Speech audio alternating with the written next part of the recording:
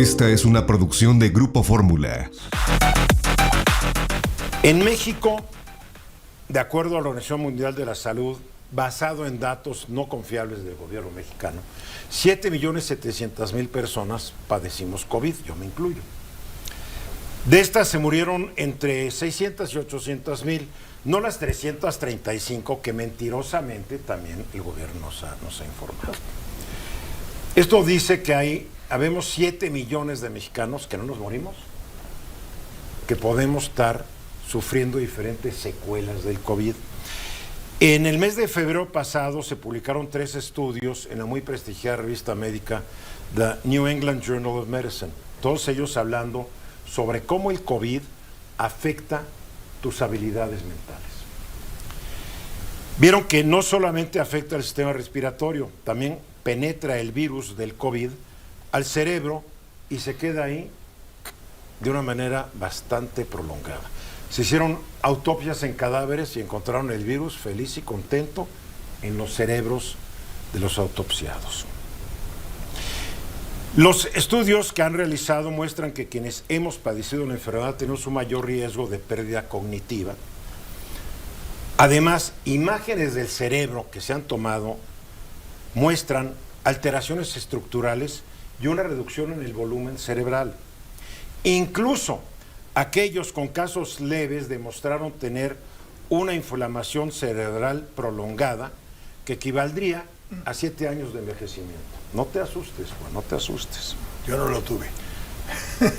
Hay mucha gente que lo tuvo Sí. asintomático. Entonces, Okay. yo te sugeriría que cheques si alguna vez Eso explica mi ¿no? reducción cerebral. Quizá. Oye, lo dices en broma, ¿eh? No, lo digo en serio. Bueno, los casos severos que requirieron hospitalización pueden haber provocado daños cerebrales similares a 20 años de envejecimiento.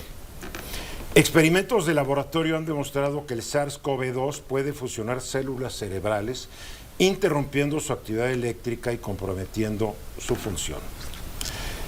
Realizaron un estudio en Estados Unidos a casi 113,000 personas que tuvieron COVID. ¿Qué encontraron?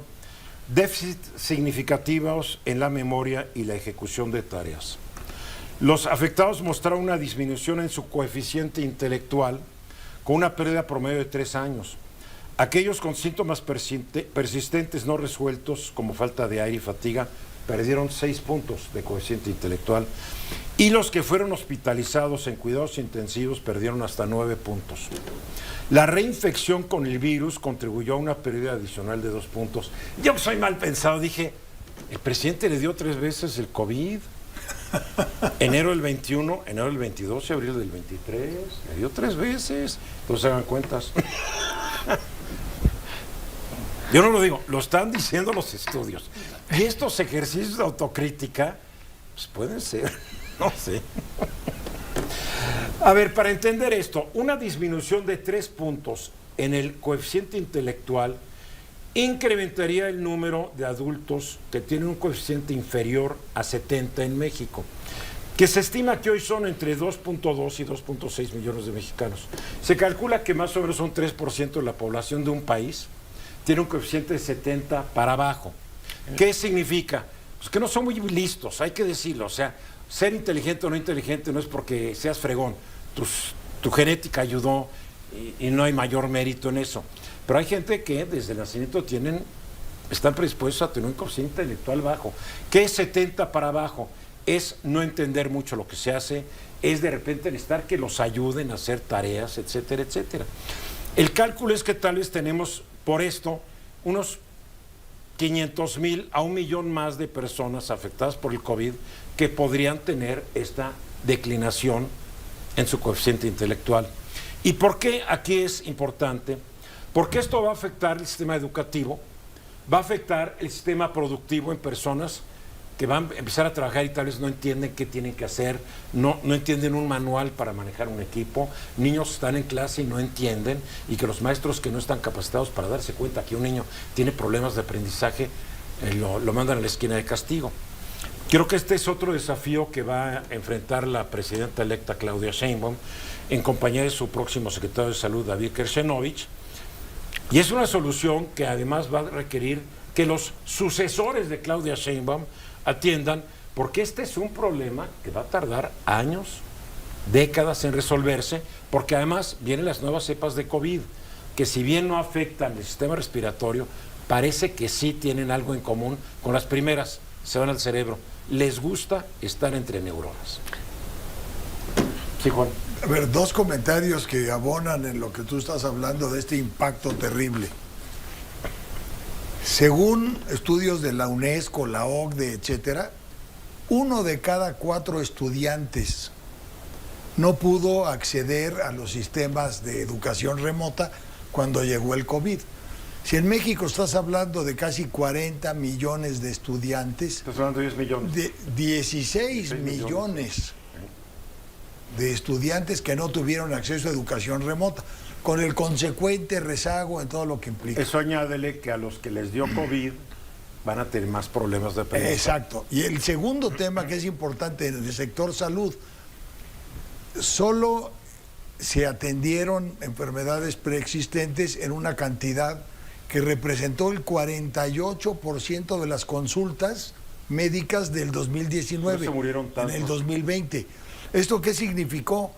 Que se perdieron consultas para 42 millones de personas en el año 2020. Pues los efectos del COVID, económicos, sociales, desastrosos. políticos, médicos, son todavía incalculables. Estos son estudios que apenas aparecieron hace unos meses. Para son mí, graves. La necesidad de hacer esos estudios en México, creo que una cosa en la que tendremos que cambiar en el próximo sexenio respecto a este es tenerle menos miedo a los estudios, Valorar a los la análisis, ciencia. Porque pagar lo que vale Claro. para saber, porque nos sirve tener como referencia los Estados Unidos, pero probablemente, considerando las características de la población mexicana, tengamos más cosas más graves y cosas menos con menos Otro afectación. estudio que no menciono aquí es el COVID y los diabéticos. En México hay 15 millones de personas que saben que tienen diabetes, pero se calcula que hay otras 15 millones que no lo saben. Estamos hablando de 30 millones de personas que también el COVID afecta mucho su calidad de vida. El COVID es una enfermedad maldita, mientras más lo estudio.